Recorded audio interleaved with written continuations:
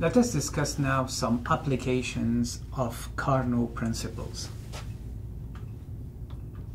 Applications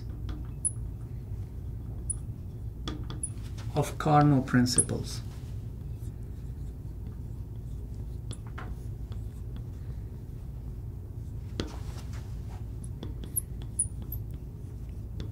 More specifically, we'll be discussing the heat engine. This is what we have covered so far, but also we will expand this to refrigeration cycles and also to heat pumps.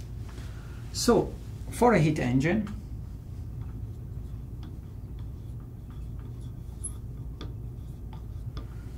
we have shown that if we are given a reservoir TH and a reservoir TL, I have my heat engine in between,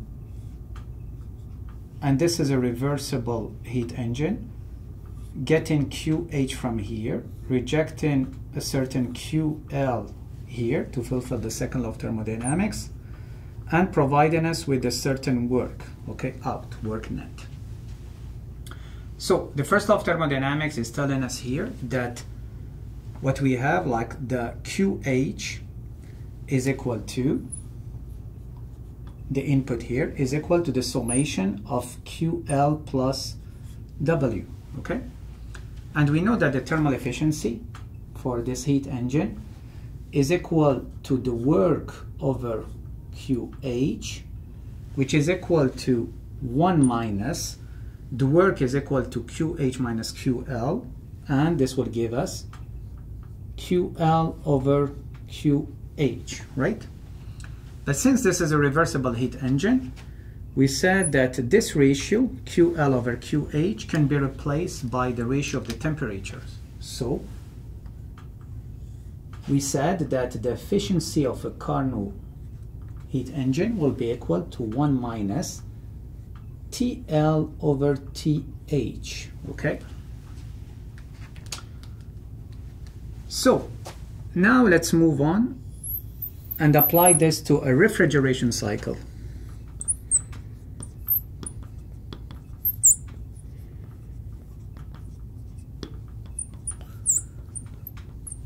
We are running between the same temperature reservoirs, TH and TL.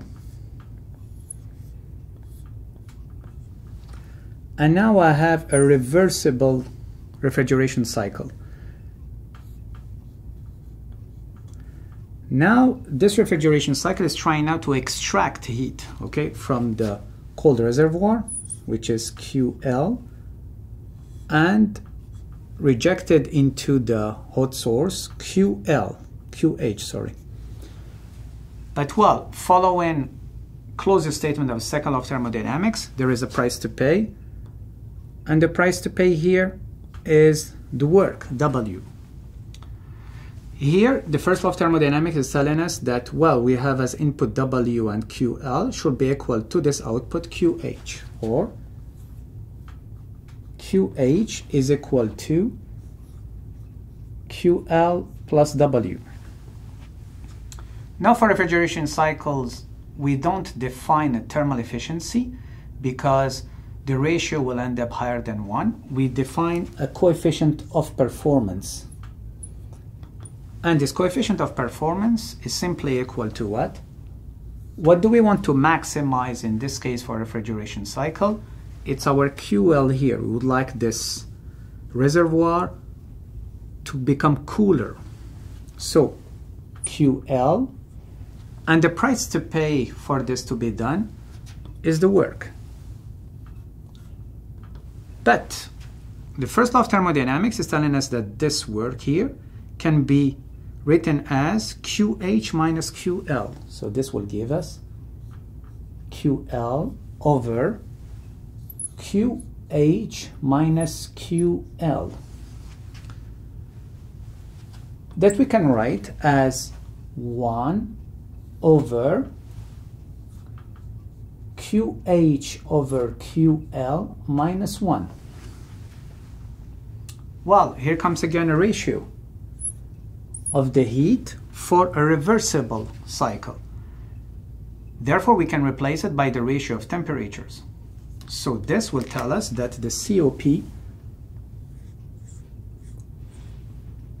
for a refrigeration cycle will be 1 over TH over TL minus 1.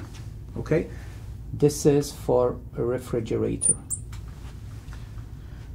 Which is cool. This means that if you would like to know the maximal COP for a refrigerator, what you have to know, simply the temperature inside the cabinet, the temperature outside the cabinet in your room or your kitchen, in Kelvin, you divide them, you apply this formula, and therefore you get the maximum you can get. Okay? The third one is what we call a heat pump.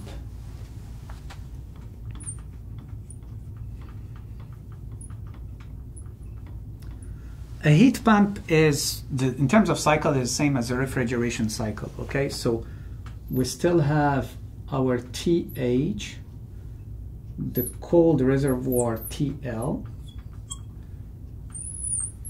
Here we are rejecting or extracting, sorry, QL, and here we are rejecting QH. This is a reversible, and the price to pay is always work in. The only difference between a refrigeration cycle and a heat pump is a target, in the sense that in a refrigeration cycle we wanted to maximize QL, where in a heat pump, it's a heat pump, we would like to maximize QH. So in this case, our COP is not defined as QL over W, but it's defined as QH over W.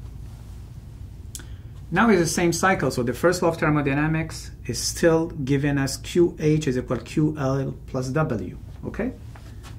So this means that this will give us QH now over QH minus QL, that we can write as 1 over 1 minus QL over QH. Here comes again a ratio of heat for a reversible cycle that I can easily replace by a ratio of temperatures. So the COP for a heat pump is equal to 1 over 1 minus TL over TH. So, to summarize, if you pick a heat engine, refrigeration cycle, or heat pump, if you assume that they are perfect, ideal, okay, so meaning a Carnot heat engine, Carnot refrigerator, and Carnot heat pump, so to get their efficiency, which will be giving you the maximal efficiency you can get, you end up always with these ratios between the temperature TH and TL, okay? Showing again that what's important, okay, is really the difference between TL and TH. If you increase this difference, for example, for a heat engine, if I maximize the difference between TL and TH, therefore I will have a much higher Carnot efficiency. Well, this doesn't mean that I will be reaching this Carnot efficiency, but it gives me more margin, okay? So if my Carnot efficiency, let's say, is 80%, I know that I can design heat engines that, well, maybe I'll close, okay, to 80%. Now, if my Carnot efficiency, the calculated one, is 20%, this means that the heat engine that I will be designing, manufacturing, and running will have definitely an efficiency which is lower than 20%, okay?